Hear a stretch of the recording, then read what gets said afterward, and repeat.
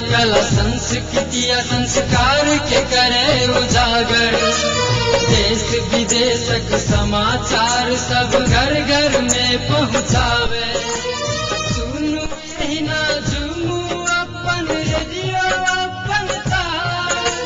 सुनू यही ना झूमू अपन रेडियो अपन तार। Janaki FM 106 megahertz. Janaki FM 106 megahertz. Janaki FM 106 megahertz.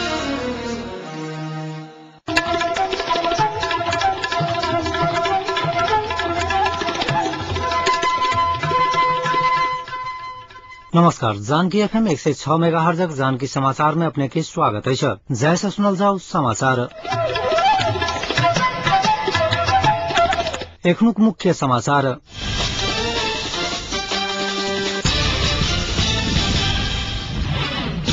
Form के सरकार में सहभागी करावक प्रयास जारी। नेशनल टीवी के कार्यकारी अध्यक्ष अंसारी ऊपर जेल भित्रे गोली प्रहार। सशस्त्र पुलिस द्वारा महोत्तरी से भारी मात्रा में हथियार बरामद। हेटौड़ा में आंदोलित मजदूर सभा का आंदोलन स्थगित। पूर्व राजा ज्ञानेन्द्र भारत प्रस्थान परिक्रमा आई ध्रुवकुंड में। भारत तमिलनाडु में लिट्टे के 3टा शिविर चल रहा। श्रीलंका के प्रधानमंत्री दावा। आईसीसी वर्ल्ड कप अंतर्गत अखन भ रहल मैच में जिम्बाब्वे समक्ष श्रीलंका द्वारा 328 रनक चुनौती प्रस्तुत।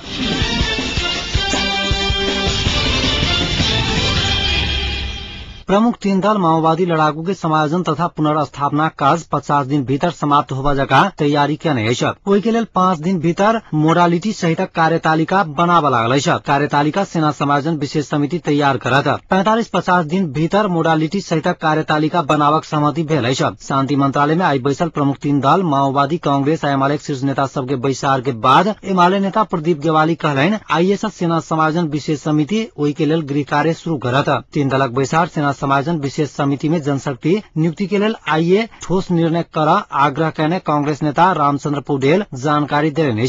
विशेष समिति बैसार से आज साँझ में बैस रहा है।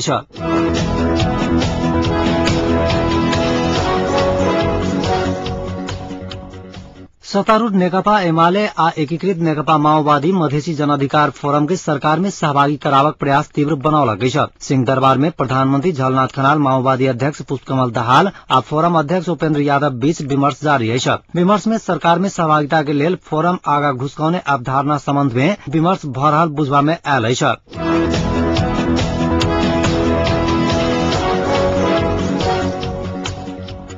नेशनल टेलीविजन के कार्यकारी अध्यक्ष यूनुस अंसारी ऊपर जेल भित्रे गोली प्रहार भेल है। नकली भारतीय रुपया के कारोबार में संलग्न रहल अभियोग में केंद्रीय कारागार सुनधारा में सजाए भोग रहल अंसारी ऊपर आज 11:30 बजे हुनका से भेट गेल अहमद खान भेटघाट कक्ष में गोली प्रहार कल गई। गोली लाग घायल भेल अंसारी के इलाज नर्विक अस्पताल में भ रहल है। घायल अंसारी अखन खतरा मुक्त रहल अस्पताल स्रोत जनल गई। अंसारी के कोख में गोली लागल पुलिस जनल गई। गोली प्रहार केनिहार खान के हथियार सहित गिरफ्तार कयल गेल महानगरी प्रहरी आयुक्त कार्यालय के प्रवक्ता एसएसपी माधव नेपाल बतौलिन। खान 15 लाख रुपया दका अपना के यूनुस के मारा पठाउने पुलिस समक्ष स्वीकार कल गई। ऐसा पहिने से विभिन्न समय में भारतीय अपराधी सब अंसारी के हत्या के प्रयास केने छल। जमीम शाह के हत्या करायल अपराधी अंसारी के हत्या के लेल आयल मुदा ओ गिरफ्तार भेला से शाह के गोली मारने खुलासा भेल है। अहिना अदालत ल जबाक क्रम में सेहो बेर बेर अंसारी के हत्या के प्रयास भेल मुदा पुलिस बचाउने बताओल गेल है।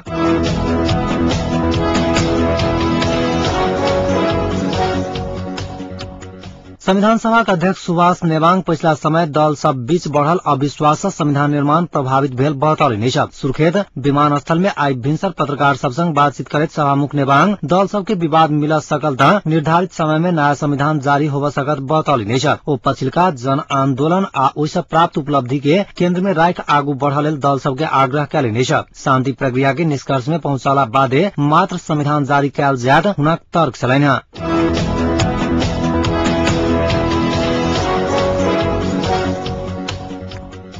सशस्त्र प्रहरी सीमा सुरक्षा बल महोत्तरी से एगोटे के अपहरण मुक्त करवैद भारी मात्रा में हथियार बरामद कैल गई। सशस्त्र प्रहरी सीमा सुरक्षा बल महोत्तरी आज जिला प्रहरी कार्यालय धनुषा के संयुक्त गश्ती टोली धनुषा से अपहरण भेल एगोटे के अपहरण मुक्त करावा के संगे छापामारी कर भारी मात्रा में हथियार बरामद कैल गई। धनुषा जिला के जनकपुर नगरपालिका 13 कुर्था से कायल अपहरित 30 वर्षक व्यापारी रामदेव शाह के आई महोत्तरी जिला के खुटा पिपराड़ी से सुरक्षाकर्मी के संयुक्त गश्ती टोली अपहरण मुक्त कर संयुक्त गश्ती टोली महोत्तरी के खुट्टा पिपराड़ी साइड मुसहरी टोल निवासी छोटुआ कहावाला नईमुद्दीन कबारी के घर से व्यापारी शाह के अपहरण मुक्त कर सुरक्षाकर्मी शंका के आधार में कार्रवाई कर घर में छापामारी कर 4 थान नलकटुआ पिस्तौल 3 राउंड गोली बरामद करने सीमा सशस्त्र प्रहरी बल जलेश्वर के सशस्त्र प्रहरी उपरीक्षक जनक बहादुर बोहरा जानकारी दिले।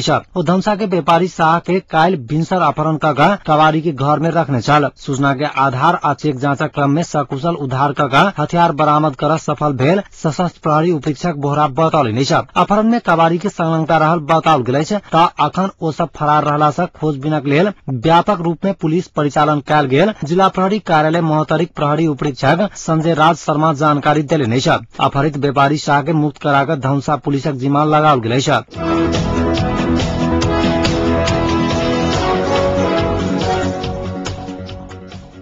तलब वृद्धि के मांग करैत मजदूर संगठन सब उद्योग में शुरू केने आंदोलन स्थगित भेलै। उद्योग वाणिज्य महासंघ आंदोलनरत ट्रेड यूनियन संगठन बीच जारी आंदोलन फागुन मसांत धरि फिर्ता लेवा के सहमति भेलै।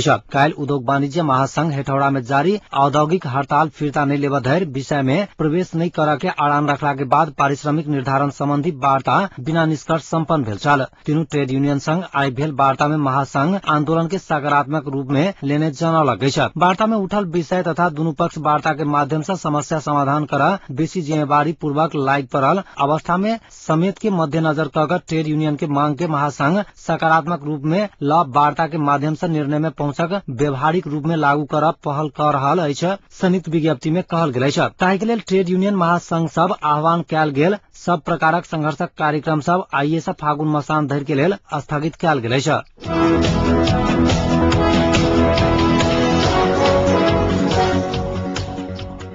पूर्व राजा ज्ञानेन्द्र शाह आई भारत प्रस्थान कैले। राष्ट्रीय जनशक्ति पार्टी का अध्यक्ष सूर्य बहादुर थापा और राष्ट्रीय प्रजातंत्र पार्टी का अध्यक्ष पशुपति शमशेर राणा भारतीय में रहल समय पूर्व राजा भारत प्रस्थान कैले। पूर्व राजा ज्ञानेन्द्रक पत्नी कोमल सहित बेरिया के 2:30 बजे भारत प्रस्थान कैले। उनका विदाई कर पूर्व युवराज पारस आ पूर्व युवरागी हिमानी शाह अंतर्राष्ट्रीय विमानस्थल पहुंचल छलैथ। पारस बाबू ज्ञानेन्द्र कर कुटुम्ब के विवाह में सहभागी होबा भारत गेल संसार कर्मी सबके जानकारी देले। पूर्व राजा ज्ञानेन्द्र भारत के बनारस होइत मध्य प्रदेश के खजुरा जेबाक कार्यक्रम अछि। राजनीतिक भेंटवार्ता होबा नहीं होबा विषय में किछु नहीं बताओल गेल। उनका 1 सप्ताह बाद स्वदेश घुरबाक कार्यक्रम छैन।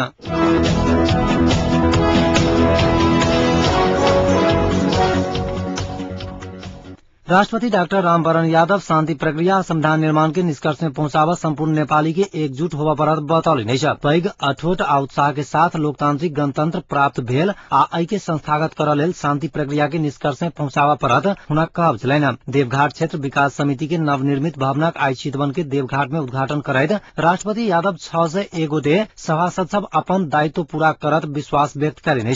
कोनो क्षेत्र में रहवाला कोनो धर्म मानवाला होइतो शांति आ संविधान के निष्कर्ष में पहुंचावा लेल सब नेपाली के एकजुट होनाइ जरूरी अछि, राष्ट्रपति यादव बतौलनि।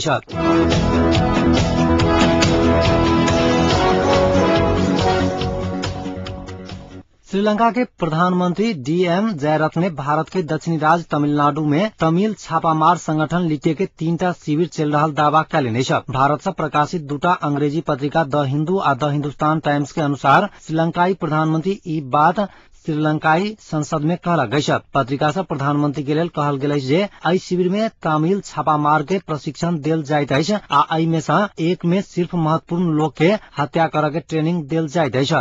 2009 में लिट्टे के विरुद्ध श्रीलंकाई सेना के ऑपरेशन के अंतिम चरण में विनयगम भारत भागल छल। प्रधानमंत्री के अनुसार एहि शिविर के मुख्य उद्देश्य श्रीलंका में हिंसा फैलावा के रहल अछि। प्रधानमंत्री जयरथ ने इहो कहलनि जे भारतीय राजनेता के हत्या आ श्रीलंका में गृह युद्ध करावा के षड्यंत्र रचल जा रहा है।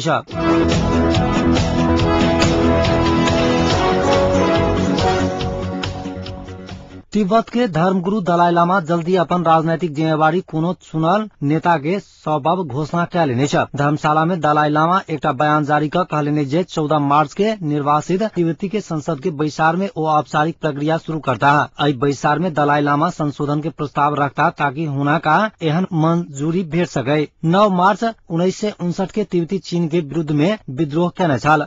मार्च 2008 में तिब्बत में चीन विरोधी हिंसक प्रदर्शन सेहो भेल छल। दलाई लामा तिब्बती लोग के निर्वासित सरकार के मुखिया छै। 1959 में चीन के विरुद्ध विफल विद्रोह के बाद कतेको तिब्बती मारल गेल छल। दलाई लामा समेत हजारों तिब्बती हत्यासा भारत के धर्मशाला में रहैत अछि।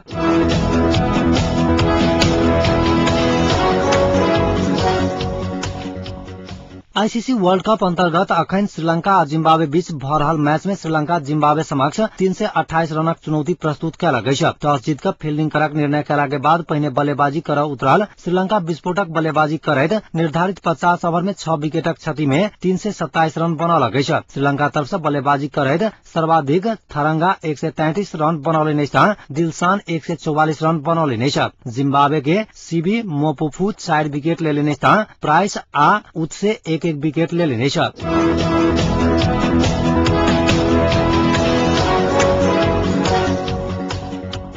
आप सुनल जाओ अही सबके बीच से लाल गेल जन आवाज। हमार नाम प्रदीप लाल, घर जनकपुर 10। वर्तमान अवस्था में राजनीतिक अवस्था ये अवस्था जो रह गेल तो संविधान निश्चित रूप से नहीं बना। कि जे नेता सब जे संविधान बनावे के जिम्मा लगा संविधान सभा में पहुंचल छथिन उनका सबके संविधान बनावे से बेसी कुर्सी केना बचावी, कुर्सी पर कायम केना रहबे पर बेसी ध्यान छन। और पर ध्यान होबे के कारण एकारो छै जे 14 गते जो संविधान नहीं बने जे संविधान सभा विघटन हेतै। कि जनता एक बार बर्दाश्त कर लेने से दोबारा जनता बर्दाश्त नहीं करते तो संविधान सभा विघटन हेबे टा करते। एहि दुआरे नेता सब एहि लोभ में छै कि जते दिन छी तते दिन में जे हाथ आबि जाए से समेट ली। ओहि दुआरे उनका सब संविधान बनावे पर ध्यान नहीं छन। कुर्सी में जते दिन कायम रह जाए ओहि पर ध्यान छन। ओहि बार संविधान बनना निश्चित में देखा पड़ रहल छै। मंजय कुमार सर, 9 नंबर वार्ड। संविधान सभा आइला नहीं बनती मतलब जेठ 14 गते तो संभव नहीं है। हालांकि नेता सब के गलती है और नहीं तो अभी तक प्रधानमंत्री बनले है लेकिन कोनो ओकर अथी नहीं भ रहल है। कोई जाए विदेश घूमे तो कोई जाए कतो वही के लगे संभव नहीं है जेठ 14 गते तक। तो बहुत कांग्रेस है, माओवादी है, फॉर्मो है, केकर नाम करे सब तो तेने अभी तक तो प्रधानमंत्री चुनले वही के कोनो अथी ना है। कहे कि हमरा सीट चाहे तू कहे हमरा सीट चाहे वही के लगे अपने में नहीं बैठ रहे अथी तो संविधान सभा की बनते। हमारा नाम दिवनलाल कन, घर बसैया। संविधान बनते कि नहीं बनते ओकर जीवार बेटे भेले नेता लेकिन हमरा बुझाय जे एक संविधान नहीं बन सके। संभव नहीं जे जो संविधान बन गए थे सब बन तोड़े थे और जो बनाए के नहीं मन थे तीन नेता सब बड़े बखारा बजा रहे पैसा के नेता सब के अथी सब व्यवहार सर सबके अपन पॉकेट भर के पेट भर के कोई के अलावा नेता सब कुछ कह नहीं सके। हम नरेंद्र झा वास्तविक में ये संविधान सभा नहीं बनते तकर जिम्मेवार व्यक्ति 3 पार्टी कहल जा सके या तो कांग्रेस, कम्युनिस्ट और माओवादी। और की तो सब के संविधान नहीं बने के हमरा सब के पूर्ण आप विश्वास बढ़ल है जे संविधान नहीं बनत। सब अपन अपन घिच्चा तानी के अपन अपन खोइछा भर के पक्ष में मात्र लाग रहल है। सब अपन अपन भत्ता बनावे और खास करके एकरा सबके जे छै से अपन जिम्मेवारी विभोरा अपन व्यक्तित्व देखब, अपन इज्जत प्रतिष्ठा देखब। हम अपना देश मातृभाषा के इनका सबके पक्ष में कोई घूमे नहीं छै। मातृभूमि की छै कोई तत्व नेता सब में नहीं देखा पड़ रहा है।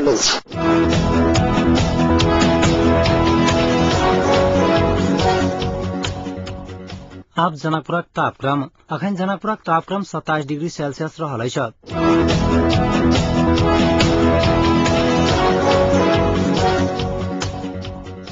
अंत में पुनः एक बार मुख्य समाचार।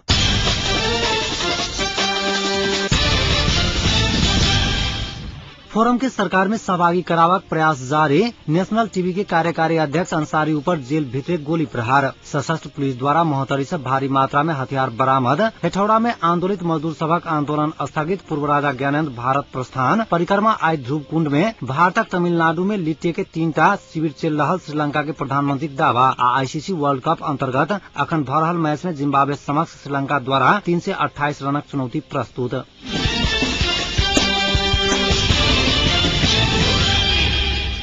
एखनुक समाचार एतै समाप्त होइदैछ। पुनः समाचार लगा उपस्थित है। नमस्कार।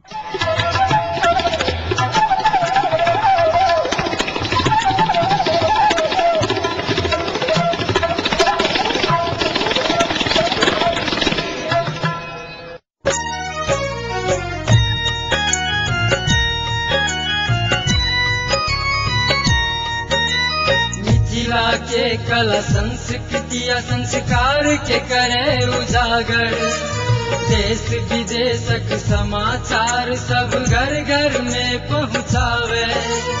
सुनू यही ना झूमू अपन रेडियो अपन तार। सुनू यही ना झूमू अपन रेडियो अपन तार। GH Janaki FM 106 megahertz. GH Janaki FM 106 megahertz. GH Janaki FM 106 megahertz.